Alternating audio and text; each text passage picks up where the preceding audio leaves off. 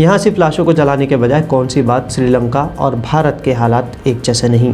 वहाँ 2.25 करोड़ की आबादी में 9% मुसलमान बसते हैं जिन्हें निशाना बनाया गया, तमिलों को निशाना बनाया गया।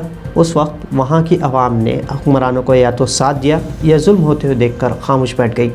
यहाँ भी अक़लियतों पर होने वाले जुल्म को अक्सरत आवाम चुप्पे साधी देख रही है।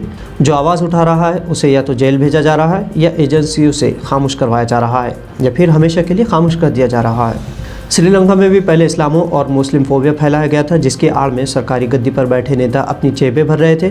यहाँ भी वही हाल है। वहाँ अफवाह उड़ाई जाती थी कि मुस्लिम रेस्टोरेंट में सिन्हालियों के खानों में दवाइयाँ मिलाई जाती हैं। यहाँ के हालात भी कुछ मुख्तलिफ नहीं। यहाँ भी ऐसी ही घटिया अफवाहें उड़ाकर जनता में आपसी दुश्मन पैदा की जाती है। श्रीलंका कहाँ थी, अब कहाँ है, आज कहाँ है। भारत भी पहले कहाँ था, अब कहाँ जा रहा है। एशियाई मुल्कों में पहले म्यांमार, फिर पाकिस्तान और अब श्रीलंका की बारी आई है, जहाँ हालात हुकूमत और फ़ौज के कंट्रोल से बाहर है। इन तीनों देशों की पॉपुलेशन से कई गुना हम लोग हैं, लेकिन भारत में भी जिस तरह का माहौल तैयार किया जा रहा है वो देश के सेक्युलर ताने बाने को ख़त्म करके अराजकता फैलाने का सबसे बड़ा सरिया बन गया है। भारतीय लीडरों के पास अब भी वक्त है कि वो अपने वादे पूरे करें, नफ़रत को ख़त्म करें, भाषणबाजी के बजाय बेरोज़गारी से निपटने फौरी कदम उठाए, वरना मंदिर मस्जिद के मुद्दे कब तक चलेंगे।